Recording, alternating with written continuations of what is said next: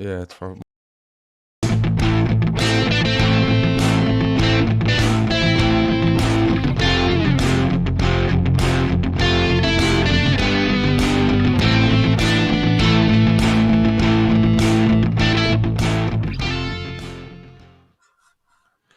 That's some serious hints of the old Phil Lynott vibes there with that guitar at the end, isn't it? Yeah. So, Oh, I thought you were gonna start talking about me moustache there. I'll come back to that soon. Yeah, thanks. I want an air guitar that to bits. I want an air guitar that in the World Games air guitar marathon on the canoe. I think like if people don't know, like we're just completely drained at the fact there's an international break, so we don't know how this show is going to go. Do we really? No, We're just going to take no, questions from the audience. from the 11 people that's watching. Because, look, to be fair, right, I'm going to say, I said to you earlier on, I said, this is just, it's tiresome. This international break malarkey is tiresome. For a start, nobody cares about international football. Look, I'm back on the one. I looked. A fella said to me today. Will you be watching Ireland now? I said I don't even know who they're playing. And he said they're playing Holland on Sunday or Saturday. I said, right, that's a qualifier. He says, yeah. And I said, we're out with that, not a hope. And he goes, yeah. And I goes, is that it then? And he goes, no, they're playing New Zealand next Tuesday. I said, what's that for? It's just a friendly. Like, who in the name of Jesus is going to watch Ireland against New Zealand on a Tuesday night in fucking the Aviva when it's freezing? Only the lads who are out in Paris who are confused that there's a replay or something going on over a dodgy call by Wayne Barnes, right? That's the only people that are turning up to see Ireland playing New Zealand in the Aviva. Yeah. The only time Ireland playing in New Zealand. They've got it mixed up, haven't they? They've got it mixed up. They went to book it for the rugby and they booked it for the football instead. Yeah, some lads in the FEI said, we'll surprise them. They'll all come up, they'll all be in, drinking the Heinekens, thinking life is great. Then they won't be able to buy a drink during the game and there'll be murder, right? And then all of a sudden there'll be no hackers and there'll be no lads that anyone recognises or even knows what their names are on either team. Yeah. And it'll be too late. We lock the gates and they can't get out. They'll just have to stay there and watch and cheer. But you know the way like your phone listens to you, right? Yep. So I was talking to this person earlier on and I was saying, New Zealand, like, Jesus, like, where did he come that for? And then next of all on me, I think it was my Facebook feed or it might have been. And it was like, don't miss out on the moments. And I was like, what moments? And it was Ireland versus New Zealand. They were advertising it, you know, on it must have been the FAI or something. And I was like, fucking hell, like Ireland against thing. Like I they allowed to advertise. Actually, that's the question. They allowed, isn't the CEO banned from doing anything because of something? The FEI CEO, because he didn't arrange to get the only one I know is John Delaney, and I don't think he's the new fella's in trouble as well. He went to get a bag of chips or something, and they said, "Look, you haven't sorted out a 2.5 million financing deal. You're not getting anything. You can't even order a bag of chips. You've literally got to go home now and do your homework and stop messing with all this malarkey." Yeah, they're not great, Eddie. They're not a great set of lads at all. No, they're not. They're not even a set of lads. Let's be honest about it. There's about 6 fellas left. Right, whose dad used to be in the FEI, and they're all still there, and it's great. Before I forget, I have to throw out Madge Apple and Renalan Padayachi. I hope that name is correct. Have both become members of the channel in the last couple of minutes, which is whopper. So they're members. Mitch asked, "How do I join the membership and help support?" Mitch, if you're watching on your phone, if it's an Android phone, there should be a join button beside the video. If it's an Apple phone, you need to go onto the desktop. Apple do this, so you need to go onto the desktop. You need to sell it and get an Android phone. Yeah, that's what you need to do.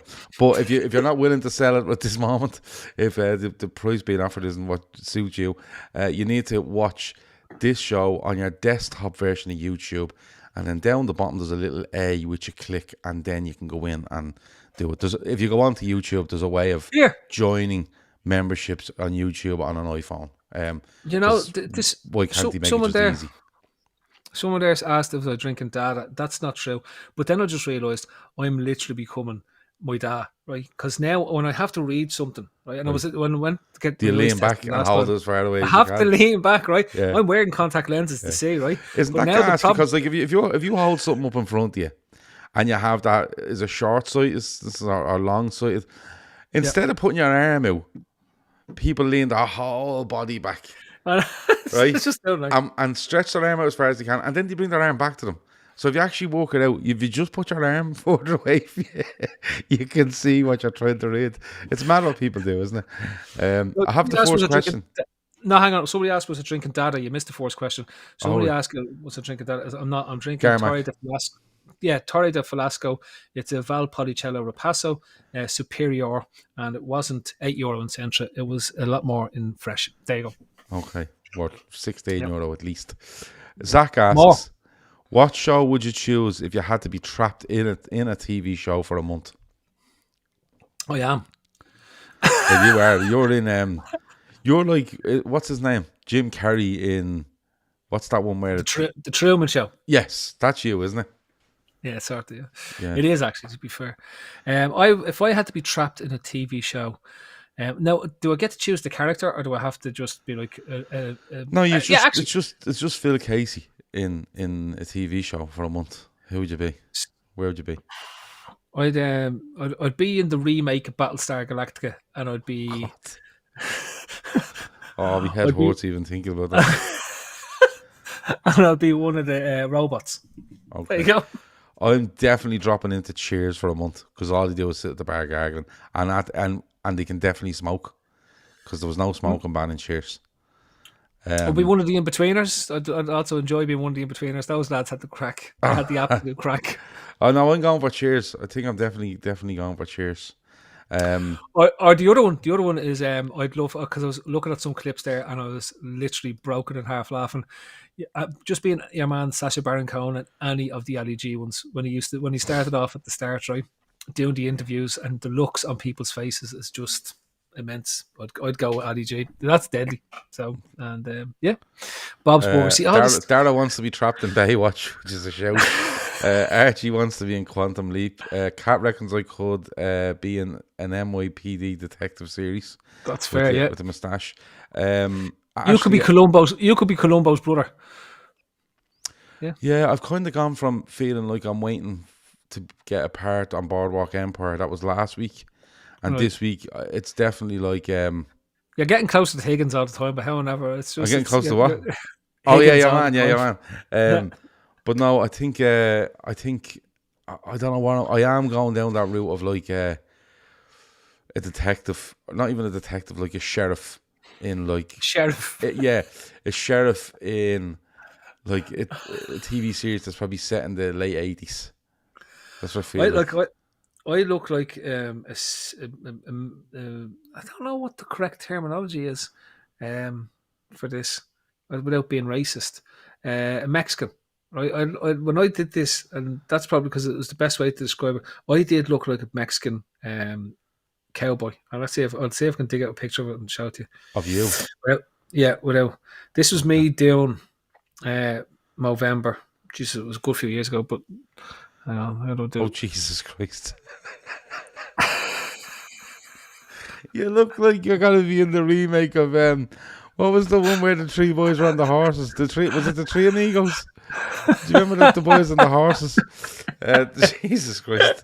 No one will see that in the audio, but if you want to go back to about 8 minutes into the show on YouTube, and you'll see it. I was half tempted to join in, but I might do it next year. I might go full Magnum next year. Oh, yeah, we'll do it again next year. Ashley says, if you are forced to switch one current Liverpool starter with one current Man United starter, who would you choose and why? Which Liverpool player would you condemn to Erik ten Hag?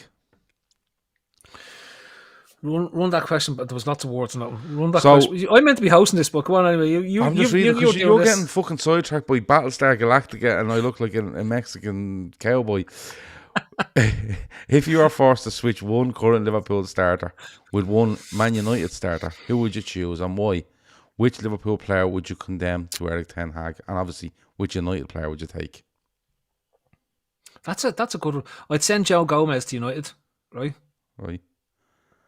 And I actually would take Sancho. I think Sancho for Klopp will be a deadly player. Because I think he's the type of player that needs, that big arms around and you're the best, but to do everything privately. You know that sense. Because when I seen him play for the Dortmund. Like, he was an absolute class act. Class act, the fellow was, right? And he had such. I remember thinking he would be amazing in that front three that we had at the time, right? And I know we've got, and that's not to take away from any of the lads that we have at the moment, right? But if you had to swap one for one, that's probably where I'd go with. Yeah, that's the way I go. Sam says Simicast for Shaw. I think that's not a bad show. I don't really like any Man United players. And I'm not saying some of them aren't good players. I just think when you see how they react to adversity, they don't fit. They don't fit us. They just don't. Not the current Liverpool. But if I had to choose one,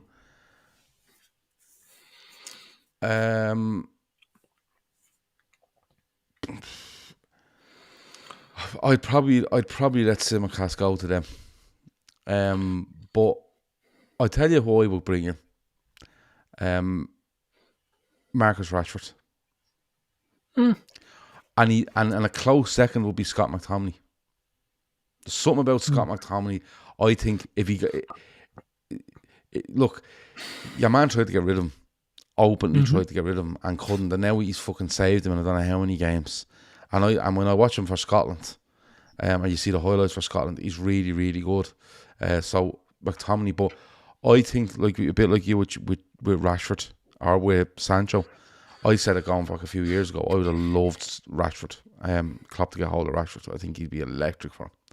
But it's a hard question because you know. Yeah, I'm not a fan of most of our players, so it's yeah. Which like I don't. It's very hard to swap any of our lads. Casemiro's a fair shout because you're looking at what do we have? You'd be swapping Endo for him. If you're going to do like for like, if you had to swap, if the question was you had to swap the players in their position, I think that would be a much more interesting one. So do you know what I mean? You said Simicast, you'd have to swap Simicast for Shaw, let's say, right? Or if you had to swap Gomez, I don't even know who their right back is, but you'd have to swap. But if he was a centre back, you'd have to swap, say, Gomez for Harry Maguire, something like that. Well, then I'll go with McTominay and I'll give them Thiago because Thiago's just not interested in playing football. He doesn't play. He doesn't play football for 7 months. Listen, I don't even think he it's not about wanting. I just think he can't. I think the body is broken now at this stage. Sometimes that just happens and it's really sad. So currently I would give them Thiago because he's not going to play, and I take McTominay. There's something about McTominay and Rashford. I think McTominay gets a move in the summer to any club in the top 6 in England.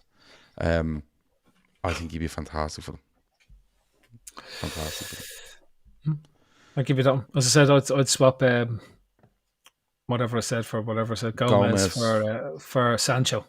Yeah, but we said positions then. Yeah, but you're taking 2 broken players and swapping them. Broken in different ways, but like you're broken.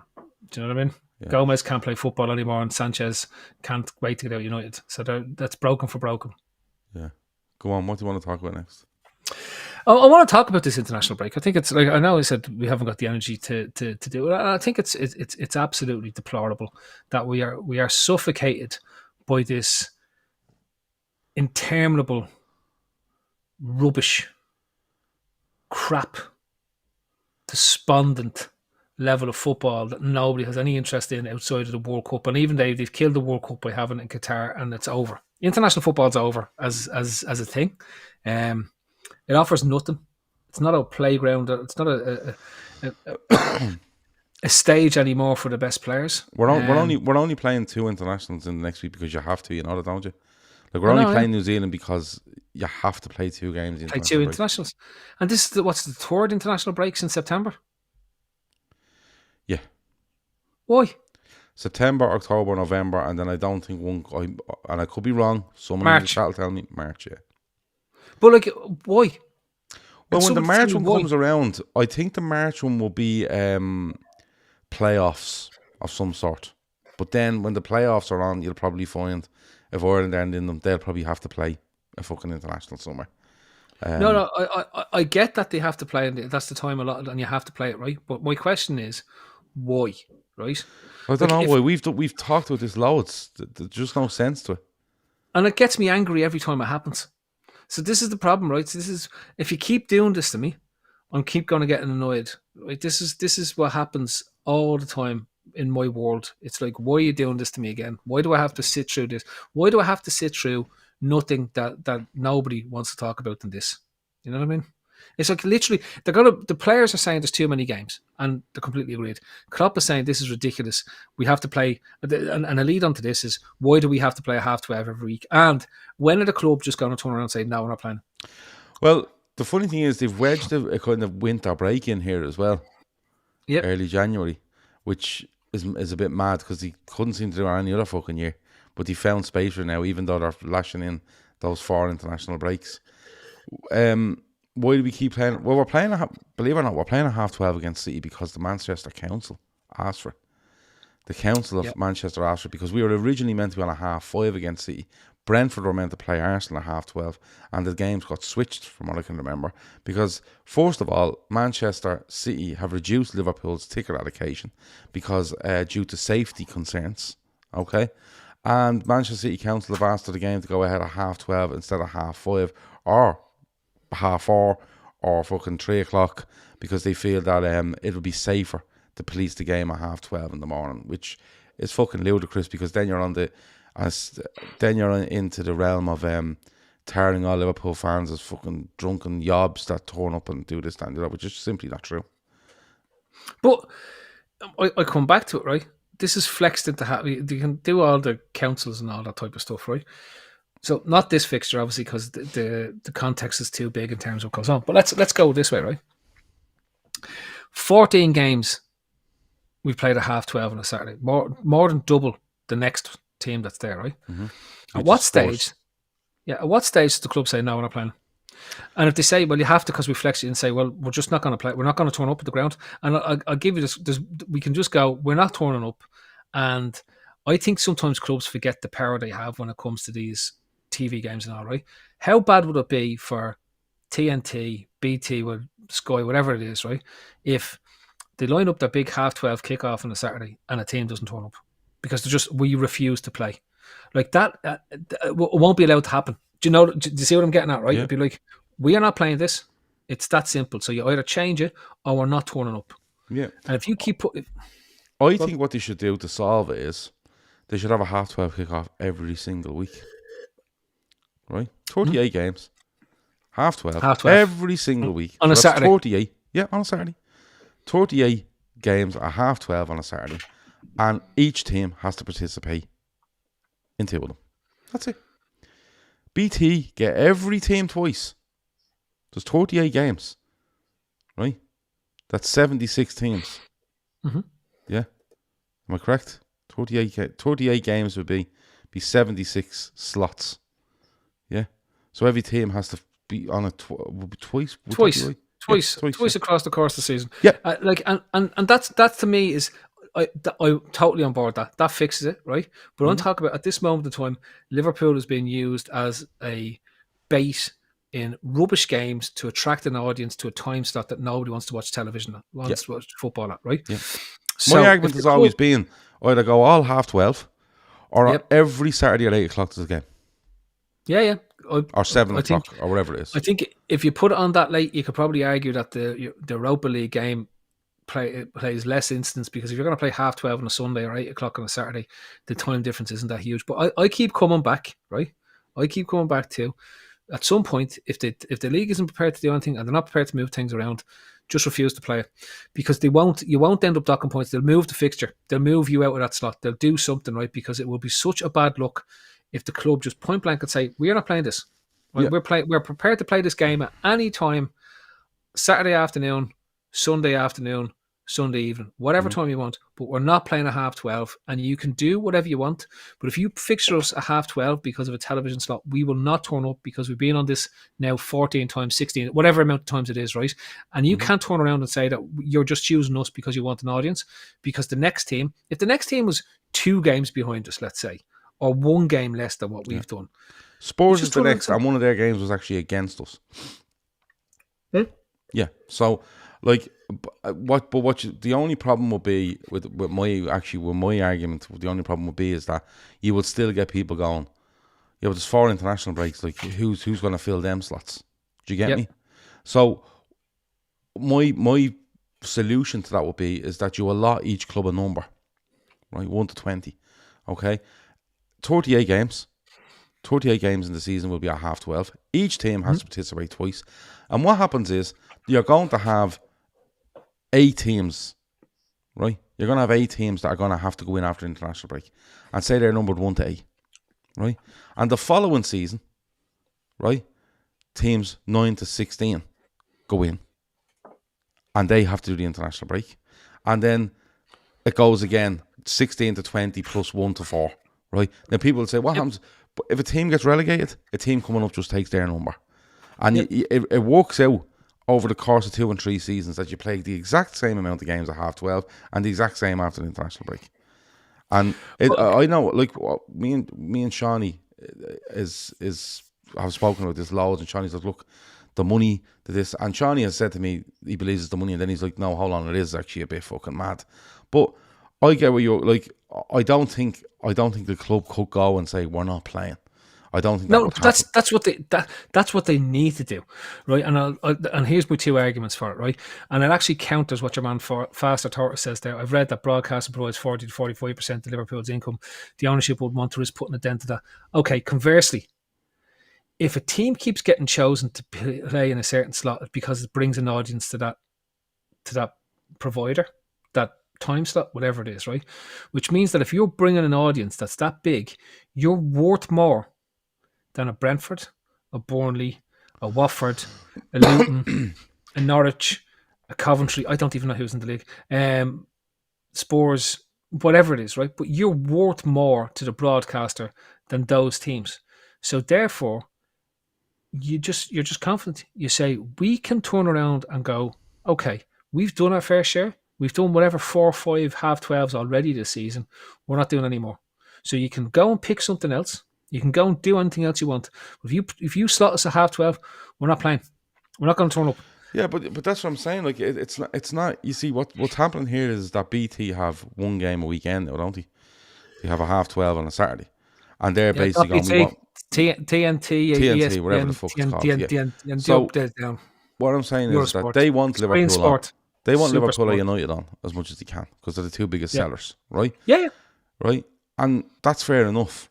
But you can't keep, like, Liverpool have gone away to Wolves at half 12. They've played Everton in the derby at half 12, and they're going away to Man City at half 12 after the 3 international breaks. Do you know what I'm saying? So, like, I get what you're saying. I think Liverpool should be coming down and going, hold on, what is going on here? And the same way they wrote in the rule that if you play on a Wednesday, all right, if you play on a Wednesday, you cannot play a half 12 on a Saturday, right? Yep. Okay, in the Champions League, right? And that came in because Klopp and actually Ole Gunnar Solskjaer gave out fuck about it, because United went away in Europe one Wednesday, didn't get home till whatever time on the Thursday. They were playing away at Everton on the Saturday. I'll never forget it, because when he started talking about it, people were like, yeah, I see Solskjaer saying that, and everyone was like, Klopp saying that ages. He said, just aren't listening. Do you know what I mean? So what they need to do is they probably need to not even put in 38 games. They probably need to go, we're playing 19 on a Saturday. Mm-hmm. Do you know what I mean? We're playing 19 on a Saturday, and you can have the other ones at whatever time. But they need to work, regardless of where they put it, they need to put it in where all teams take the same amount of participation in this, and all teams spaced over 3 seasons really play the same amount after an international break. It's only fair. Mm-hmm. It's and this is forget like money for a minute or you know the audience you get. At the end of the day, these are football clubs trying to run football clubs and win games, and you just keep putting one in at 12:30. Do you know what I mean? It wouldn't surprise me if we get to March and an international break comes and Liverpool are home to someone at 12:30 on the Saturday. It wouldn't surprise me one bit. They will. Do you know what I mean? But like, it's at the end of the day, it's the club have the power if they want to go and do it. As much as Klopp's giving out, Klopp should stop giving out to the journos and start going to John Henry and Linda and Tom I'm sure Werner, they have though, Phil. I'm sure somewhere along the line in the background they've done didn't something. Because he's just a lapdog, Gav. He never says anything to them. He never talks up or nothing like that. You know what I mean? Yeah, he just accepts everything that's going on. Yeah. Well, now you're being. I know what you're being. Ashley asks, Pep Linder's got his phone back so he could send an email to Pep Linders to sort it out because he's the fella that's running the show. That's maybe you should write it in a book and then, will. you know. Will Liverpool treat the reverse fixture the same? Will their allocation be smaller? I said, actually, no.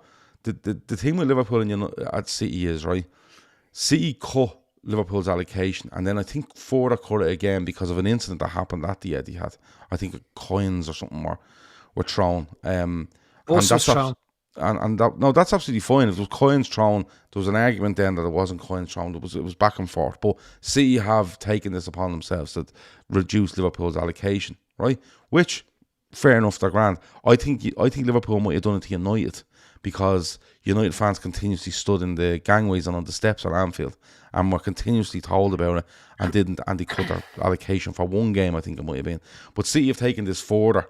When I say City, the City of Manchester, the council, have said that they feel that they can't police this game at 12:30, which is utter nonsense. That they can't police a match at 5:30. Like, they're hosting concerts in that stadium at 8 o'clock in the evening. Are you telling me that 3,000 Liverpool fans are harder to police at 5:30 on a fucking Saturday than 60,000 fucking Stone Roses?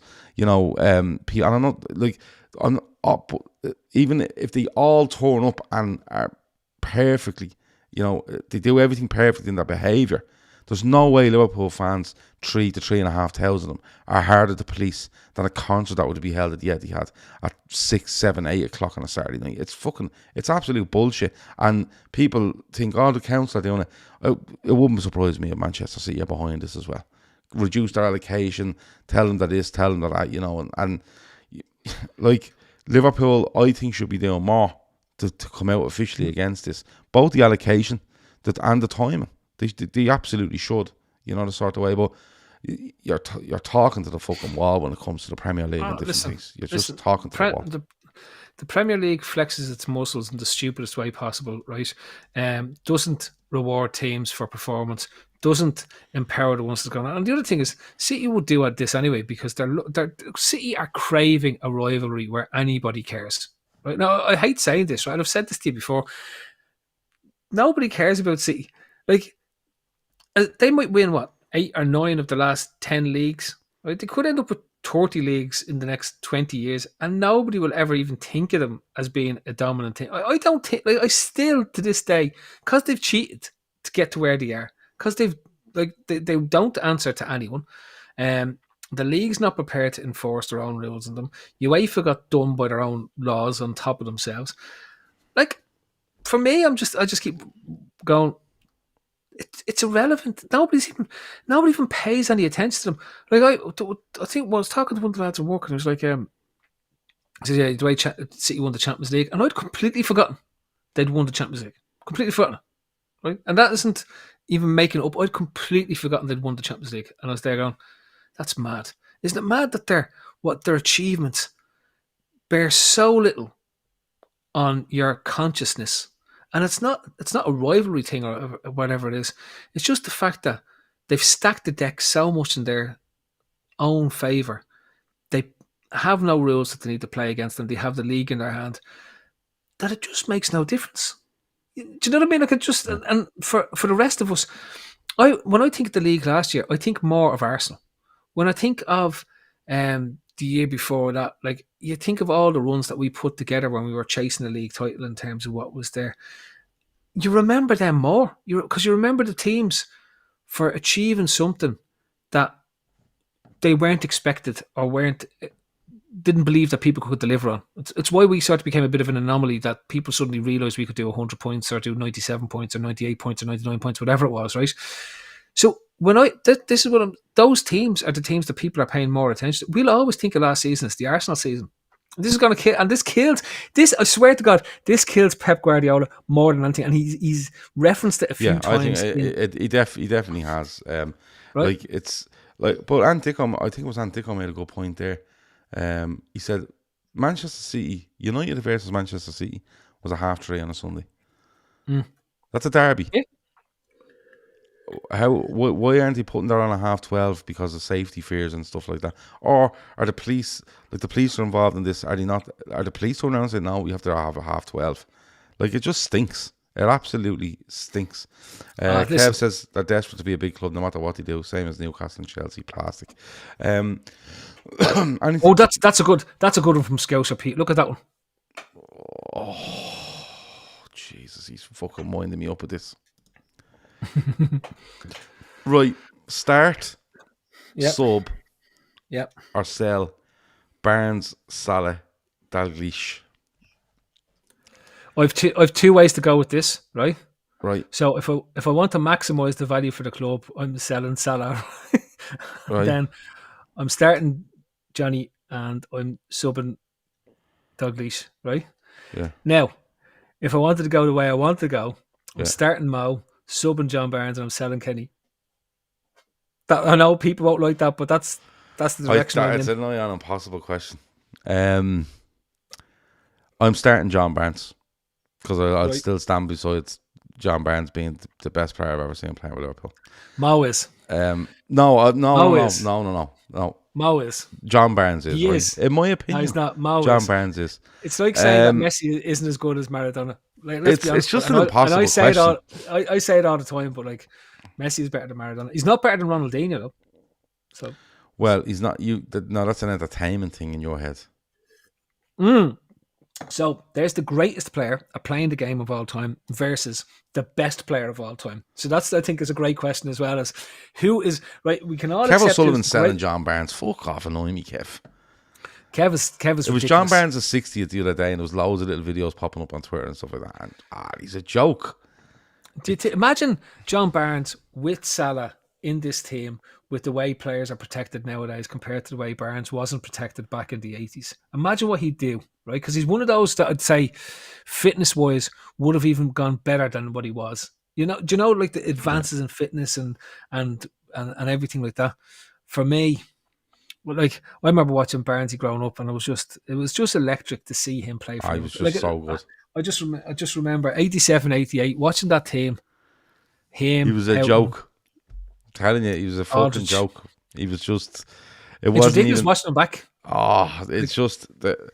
Do you know what? It was just when you watch John Barnes, or you go back and watch him, the things you notice, right? The power, the pace, the strength, but the finesse he had in his game to go with all. He shouldn't have had that amount of finesse in him when you see him coming onto a pitch, because he just looked like a fella built like a brick shit house, and he just go. But the footwork. This is why.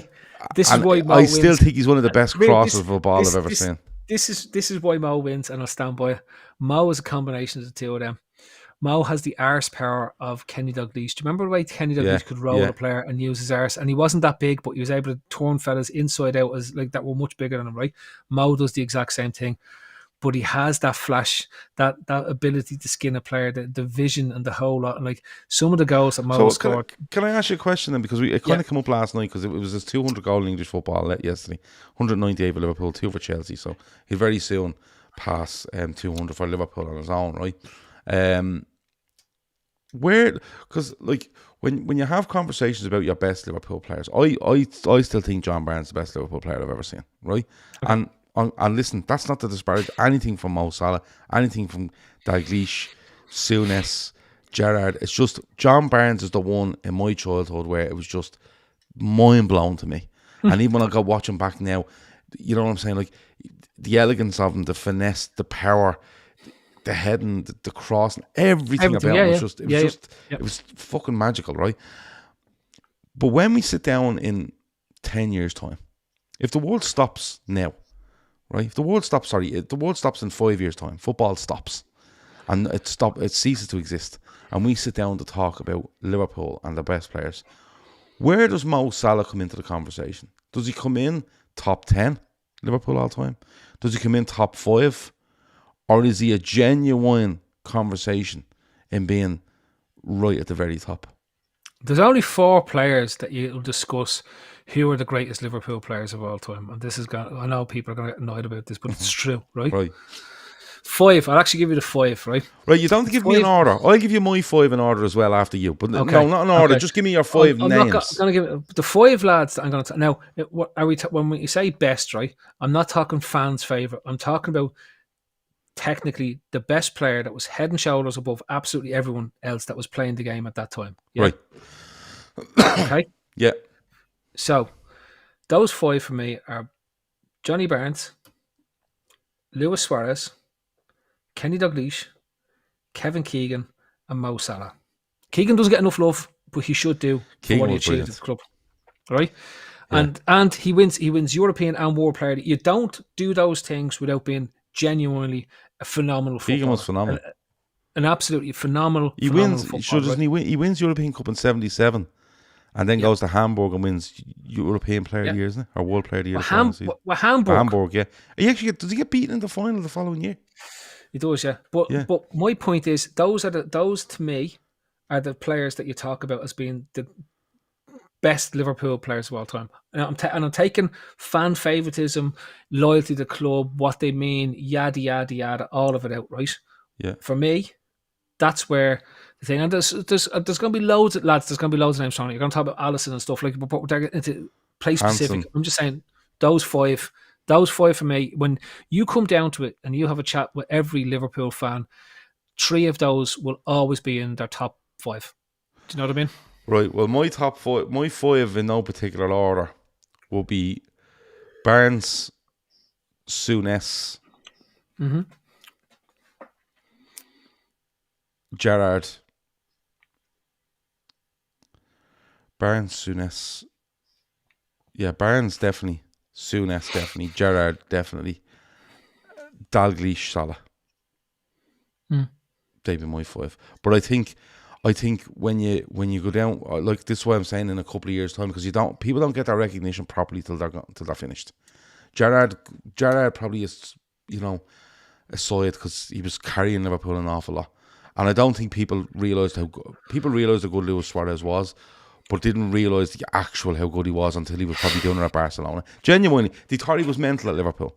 They thought it was a mental period of time, but he's fucking scoring hat-tricks for Gremio like at the weekend. Until you start watching, when you start watching his 3 seasons or whatever it was with us, right, and realise his highlight reel alone in those 3 seasons are up there with any player that's ever played the game ever. He's bananas. But right? I think if you were to put, and I'll stand by this, if you were to put down if you were to say the top 10 players for Liverpool over any period of time, Salah ranks above Suarez every day of the week. No, I will give it, and I've made that exact point on here, right? So that's why when you said to me my top 5, when I keep looking at it, I'm saying, why are they my top 5? So I've seen lots of great names. I think Van Dijk, Hansen, Alisson, you could keep going. Torres, all the lads that played. Rush. You've got Phil Neal, Rush. You've got John Toshak, Fowler, Steve McManaman, who doesn't get enough love and he should do in terms of the sort of player he was.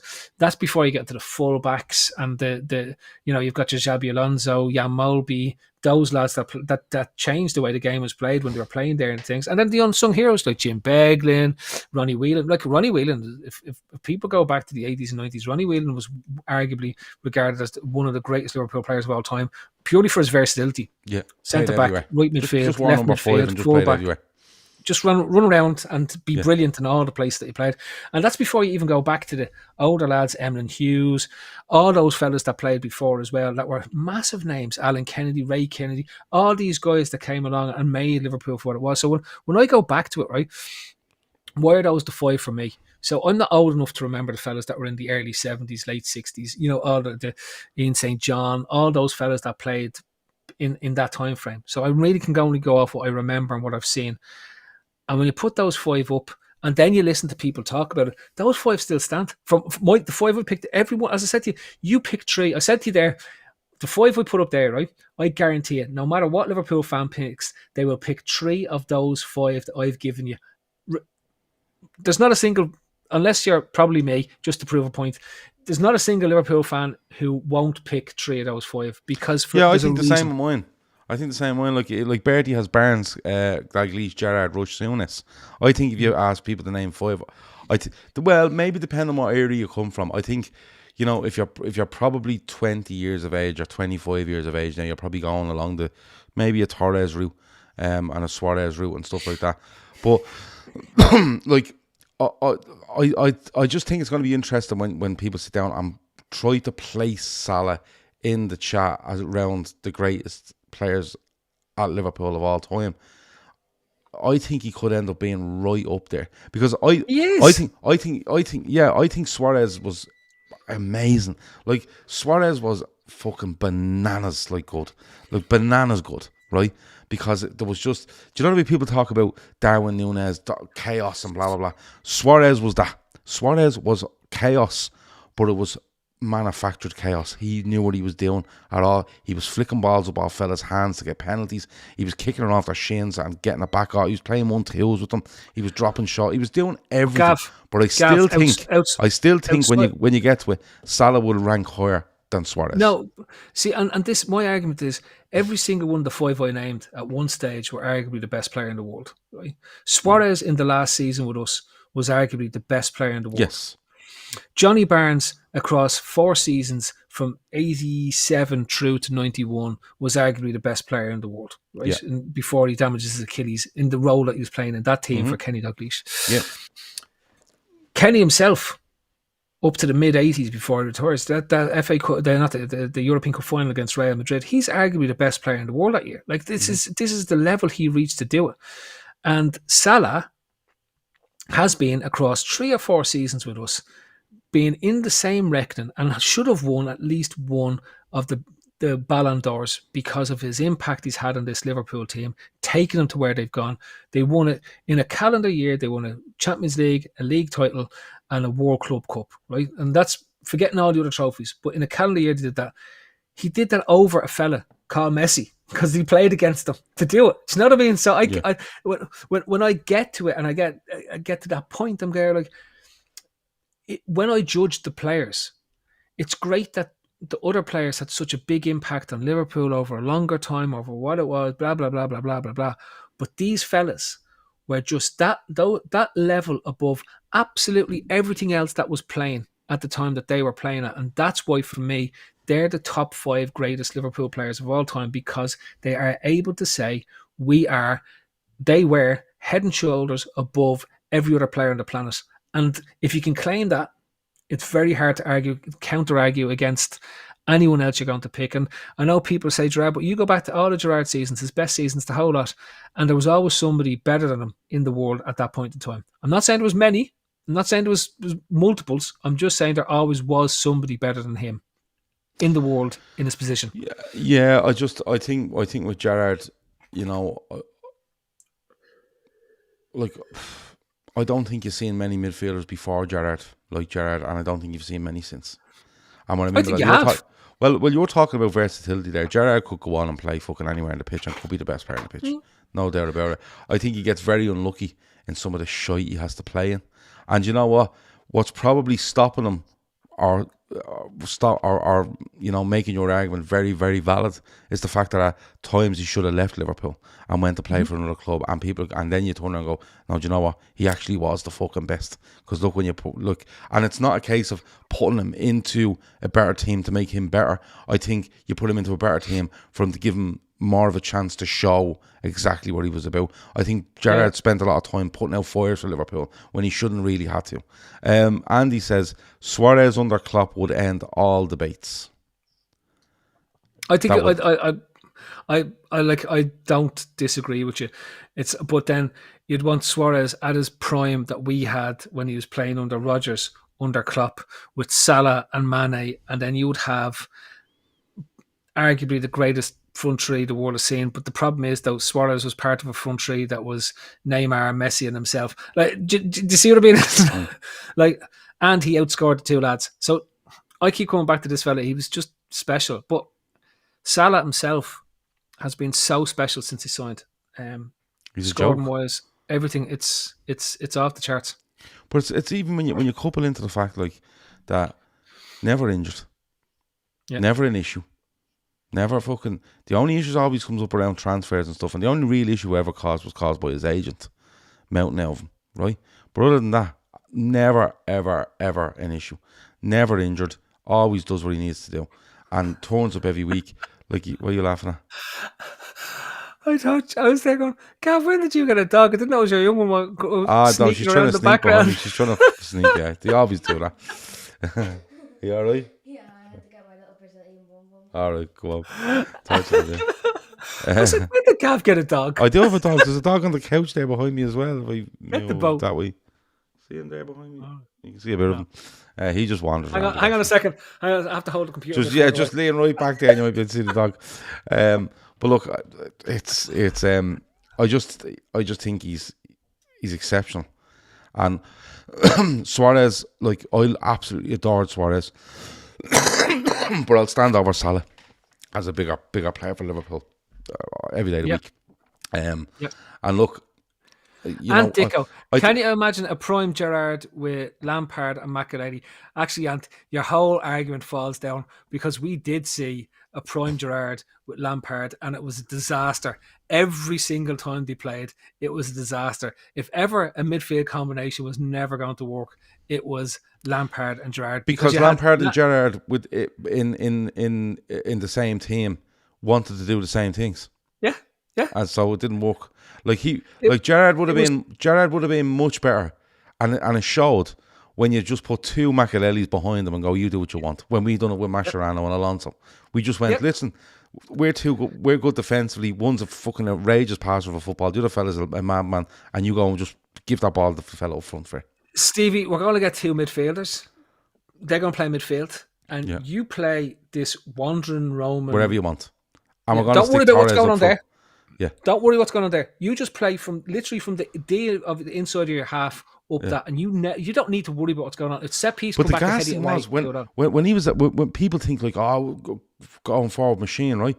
Liverpool had Dirk Kuyt on the right wing when this was all going on, who just walked his bollocks off, and Albert Riera on the left, who neat, tidy, not really fast, had a really good left foot on him. So it literally just turned into, get the ball to Gerrard and he'll fucking score, or find Torres and he'll score. It was a joke, like. But look, I think Liverpool fans do give Salah the credit he deserves. I think the rest of football doesn't. But I don't. So I want to counter that one, right? Do you? I think there's so many Liverpool fans who don't realise what they have. And that's not me, you, listeners of this channel, an awful lot of fellas who go to the games. But there's an awful lot, Gav, who are constantly moaning about them.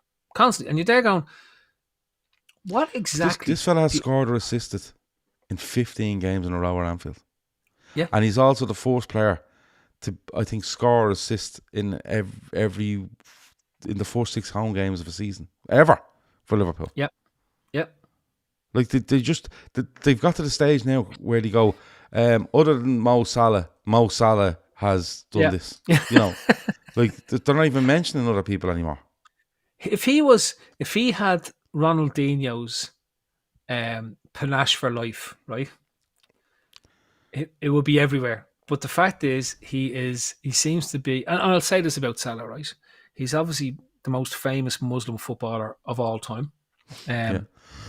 He is a hero for African football in terms of what he is, and he's the face of African football when it stands out in true terms, in terms of who is the greatest African footballer that's there, particularly North Africa.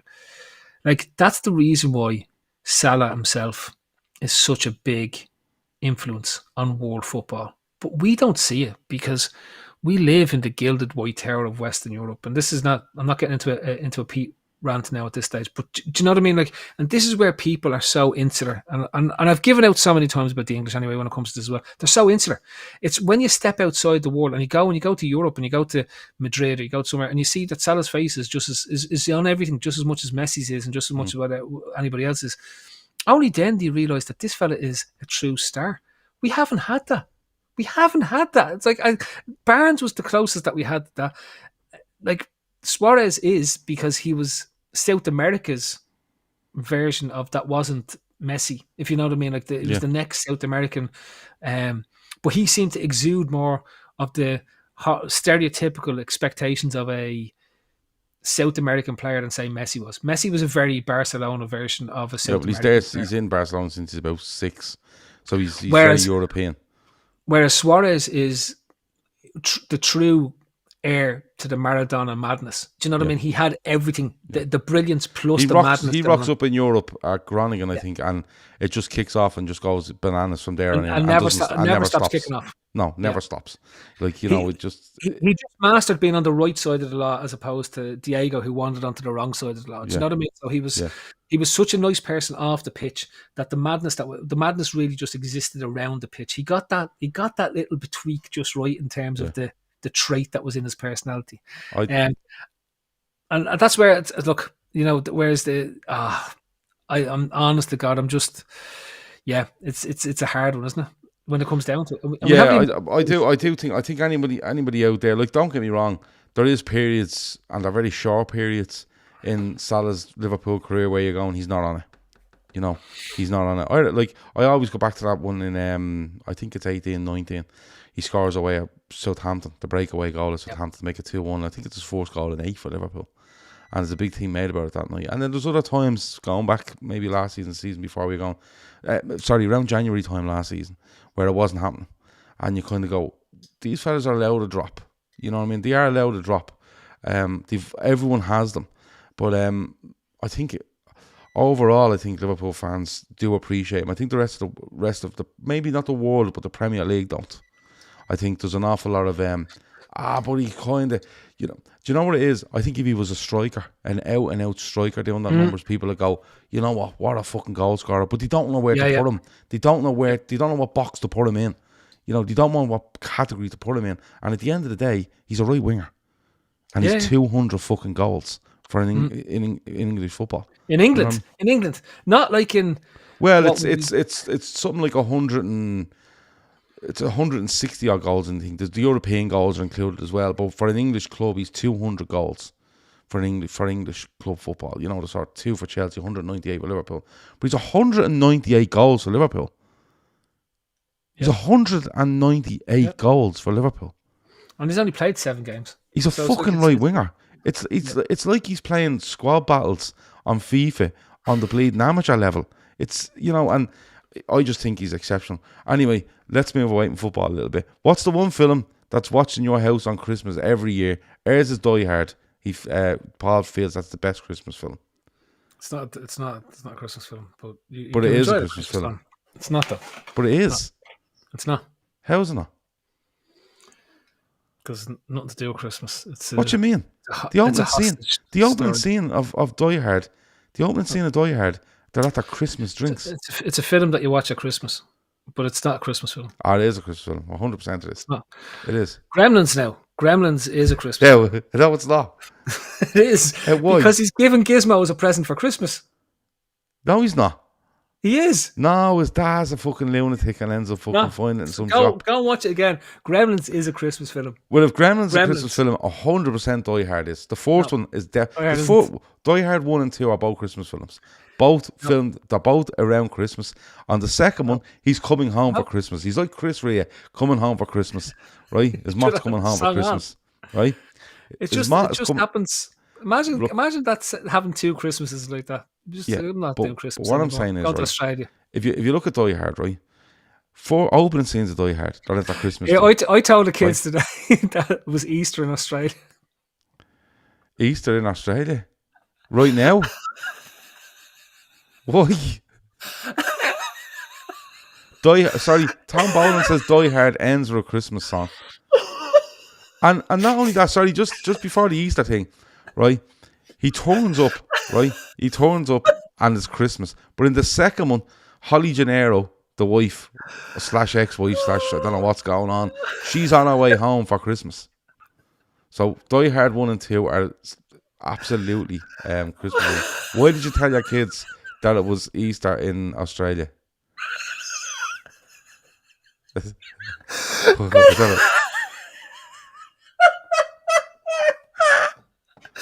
did you do? I'm bored. You were bored. And how did it come up? Did you just walk into the room and go, do you know what? It's Easter in Australia. Like, or did something... Christmas. It's a Christmas all over the world. I was like, no. Oh, hold on. They were asking you when Christmas comes, is it Christmas everywhere? Oh, he's gone. He's completely gone. And No, sure, it's Easter in Australia at the moment because it's nearly summer. Oh, for fuck's sake, they're all over the place. Yeah, they'd be asking you to go to Australia.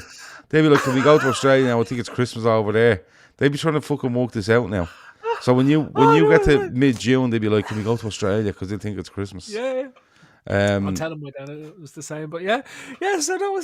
So that's what we were doing. We were just discussing how it's Christmas in different parts of the world, but it depends what season it is. Christmas just rolls around the season. So there we go. So I just think anyone that you're wrong if you think of Die Hard isn't a Christmas film. But anyway, what would be a Christmas film? The one that you'd always say, I'll always watch that at Christmas. Like our houses, they all have their own, and Home Alone gets used an awful lot. But for me, it's Gremlins. It's always been Gremlins. Gremlins is the greatest Christmas movie of all time. Yeah, like, it has everything. I know my missus Christmas loves, songs. My missus loves, what's that one? Love Actually, and she loves The Holiday, which is where they swap houses. Yeah. And my daughter loves Christmas with the Cranks. I love National Lampoons. I have to say, I do like a bit of National Lampoons. National Lampoons is great. Yeah. There's lots of really great ones. Yeah, I like that. I do like the Die Hards. I like a bit of Home Alone. But then after that, like Bad Santa, someone says Bad Santa. If you want to go down that realm, yeah, I'm up for that. So I don't know, like, but telling your kids it's fucking Easter in Australia is appalling. Rory reckons that Matt of this parish nailed the Die Hard discussion last year for you on one of your shows. He's converted me. Die Hard is not a Christmas film. It's completely a Christmas film. It's completely a Christmas film. No, it's not. Well, you tell me what determines a Christmas film. There has to be, right, for me, there has to be a cultural reference within the movie that's specifically Christmas. Whereas Die Hard is a great action movie that's set at Christmas time, but it has nothing to do with Christmas. It's at Christmas. No. When they finish the movie, there's a Christmas song plays at the end of the movie. Gav, nobody watches the movie at the end. You know, that happened. That's grand. At the end of the film, he's going away with Holly Gennaro, and they're playing Let It Snow Boy. So you may as well say Under Siege is a great Christmas movie. Is there at Christmas? What? Is it at Christmas? There's a Christmas tree in the kitchen when he's. Is it at Christmas time? Well, there's a Christmas tree in the kitchen, so it must be. It's a Christmas film then. And that could have been Easter because they were down about Australia. It was around about December. And Die Hard too. She's coming home for Christmas. Everyone's coming home for Christmas. It's a Christmas film. E.T. was good at Christmas, but E.T. it's not E.T. is whopper. E.T. is a Halloween movie. It's an underrated Halloween movie. It's just a great film. But people don't get this. E.T., right, because we don't really do Halloween movies, but E.T. is a Halloween movie. And if you don't believe me, go back and watch it because they all dress up for Halloween and it's all taking place around Halloween time. Yeah. And they dress E.T. up as a ghost for Halloween. And that's how he ends up in the basket of the car and flies across the moon. Right? Yeah. I'm with you on that. But no, Die Hard would still be there for me. The Goonies is brilliant. Yeah, the Goonies is brilliant.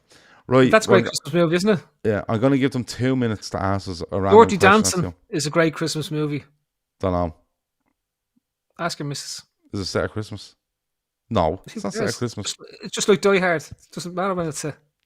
Well, Die Hard's set at Christmas. Project Sam is Trading Places a Christmas movie. That's a tricky one. That falls into the Die Hard category. Is it at Christmas? It is, but it's not a Christmas movie. Is it set around Christmas? Yeah, but it's not a Christmas movie. Then it's a Christmas song. Then it's a Christmas movie. Christmas songs? Yeah, songs, everything in it is Christmassy. You've got 1 minute to answer a random question for the finish with. Before we go, we never leave this show on a Monday without talking about the World Games. Any updates on the World Games? Have you looked up more of this fucking stupidity? Sadly, this best weekend, component of a Christmas dinner, says Dylan O'Rourke, it's without a shadow of a doubt stuffing. Phil, World Games for Christmas dinner or World Games or combined? World Games for Christmas dinner. No, I did. Unfortunately, I had no time this week to research any more immense World Games like casting. Right, I did try to look in on the casting, the qualifiers for the World Games, but I'd missed them. They're on in Germany in a lake. No, they weren't on the lake. It was just in the field. That's the thing about casting. It was just no. So no, I didn't. So we have to leave war games this week because I wasn't thinking about it. To be totally frank, I have too much going on. I've got a 26k run and shed out of work to get through. So that's where I am at the moment. We might get back to the war games next week. Because next week, because it'll still be the fucking international break next week. We've covered loads there. Jesus Christ, is it the international break again next week? Yeah. You always get 2 Mondays. Yeah. I'm running 26 kilometres this weekend for the Dublin Wicklow Mountain Rescue teams. They're hoping to build their own base for their jeeps and rescue gear for people who get stuck up the mountains. Very good. So I'm all in for that. I'm doing that. And my number. Go on. Finish off. I have a great one here for you. Go on.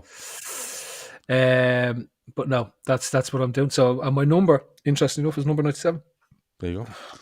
Yep. Bertie says of this parish, have you checked out the World Forklift Balancing Competition? It's quality. That's homework. The World Forklift Balancing Competition. I'm assuming it's balancing stuff on forklifts rather than balancing actual forklifts. Yeah. Yeah. You know when you get it at the edge of the blades. Yeah. Right? Yeah. I'd say it's what can you balance, or how high can you balance on the blades before. And which type of forklift is it? Because you have the reach and you have the counterbalance. Yeah. So there could be different things. You'd imagine Combi Lift now would want to sponsor this because they've got a range of weird forklifts as well. They've got one that goes into chicken coops that you actually lie down in. It's quite low because the roofs are low in chicken coops. Jackson Tinney has asked me, have I seen World Chase Tag? I have, and I've seen it, and I've also seen World Balloon Championships. World Balloon Championships is definitely... Is that the one we have to keep it up? And then like the sofas and shit it's everywhere. in a space, and there's like obstacles and everything. You have to keep it up. And all I'm saying is, right, there's obstacles and all. I'm telling you now, right, any kid from the fucking 80s from Finglas would win that. Telling you now. Listen, we're just talking the other day about how much life has gone so that we protect our kids so much, and we do, and rightly so. Okay. Dylan says, I stumbled across the Nashville Pig Calling Championship 2023 a few days ago on TikTok. Wow. Oh. So you've forklift balancing and you've the Nashville Pig Calling Championship. Is that where you just go out and call your pig and it comes back to you? If it comes back to you, you win. It's like shepherding pigs, is it? This could be a rabbit hole or a pig hole. And Bertie says it's standard counterbalance forklifts on a seesaw. Oh, fucking hell, it's taking a massive turn here. I have to see what this is now. Yeah. So listen, I'm gonna go and check all this stuff out. Are these war games though? Like we have to get there's No, when you have machinery like that involved and calling pigs is a bit mad. But the thing about the war games, you always have to remember this. Most of the stuff in the war games is sports. That what they've done is they've changed fuck all about it except the name. Yeah. Right. Yeah. And instead of sport and sort of gone, do you know what we'll do? We'll just do this little tweak, right? Instead of using water, we'll just throw bait into a field. And see how far we can throw the bait in a field. Yeah. Or say we go, here's a canoe. Instead of doing a course, you'll just canoe for as long as you can until you die or you win. It's one or the other. Do you know what I mean? Or what was the game that they were doing that we were going? That's just hockey. So instead of doing ice hockey, they do rollerblading hockey. So it's like they set it up in the car park in the middle of the rollerblading rink, and they put two hockey goals. But don't they do field hockey like you'd see in the Olympics? Yeah. But they just call it stickball, and it's just the same thing. They just call it stickball. It's not the same because there's no rollerblades. No, what I'm saying is that do you know field hockey in the Olympics? People run around. It's hockey, right? In the Olympics, the normal Olympics, yeah. Called hockey, yeah. Yeah. So in the World Games, they have the exact same thing, but they just call it stickball. Slightly, you can raise the stick a bit higher than you can. Right, so it's just the exact same. It's just the exact same. It's actually. Do you think though we're a great country for making up war games? Think of the GA, right?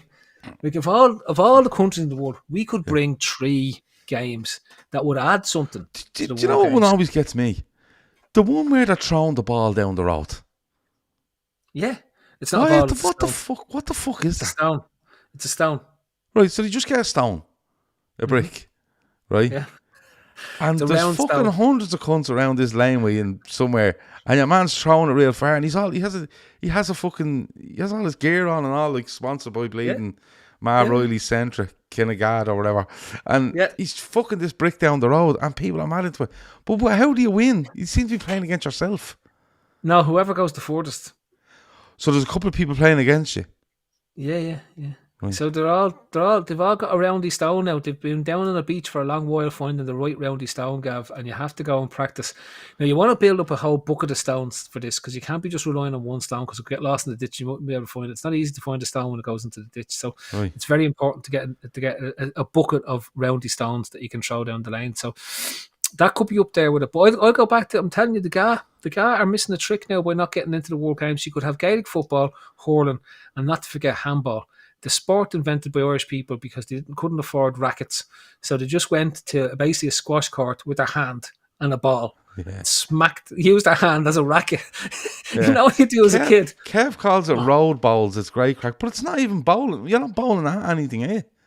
No. But see, It's just throwing a stone as far as you can. It's just... Bertie, you're right. Puck fodder is another great one. That's now, if ever there was a World Games, puck fodder is up there.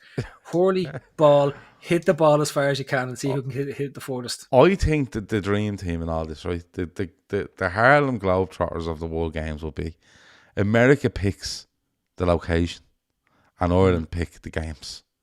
I'm telling you. And I think the synergy there would be just fucking unbelievable. We could be the game pickers. Yeah, right? like Ashley says, never heard it before. Is it like skipping a stone on water but without the water? Yeah, a it's little down the bit, road. yeah. But they're on like, you know, like they don't go into a big car park and throw it. It's like a windy fucking road and you fling the stone. It's mad. Yeah. See, it's not a straight road. It's a windy road. Windy road, yeah, like with ditches. You have to get it to go around the corner. And like they're throwing and they've all the stuff on them and all. Like it's not like a fella in just a pair of tracksuit bottoms and a t-shirt. Like he has all his gear on, and then like when he throws it, there's people cheering and all. And I was like, what the fuck are they cheering here for? He seems to be like, as far as look, I think right. If I went out, like all I'm saying is right. If I went out onto the road now, right, yeah, and start fucking a stone down the road and cheering for myself, they'd ring an ambulance for me. Like, but this is actually happening. There's people cheering for these people, and I couldn't walk out. I couldn't fucking walk out. What is the purpose of this? I was thinking, have they hit something at the end? But it's not that. It's just like, no, you gotta, it's gone past bleeding. It's gone past Mrs. O'Rourke's garden there, so you're in the lead. You know, that sort of way. But do you not think this is classic Ireland because we were oppressed for so many years and weren't allowed access to the implementology for the games that was there? We just made up games that sort of remind them. So throwing the stone down the road is really the Irish version of golf. Four clubs, right? It's got the nearest thing to a golf ball, and you could have a road that went around the golf club. That I will say, the English were sitting in there, wouldn't let us in to join, right? And we were able to throw the ball around the golf club and wreck their heads and all anyways. Those Irish lads won't leave this golf club alone. What's wrong with them? It's fucking mad. It really is. And like, listen, fair play to them. Do you know what I mean? Anyway, as always, we're in showbiz, baby. That means we're signing off for the evening. We always have to play a bit of Dunphy before we go.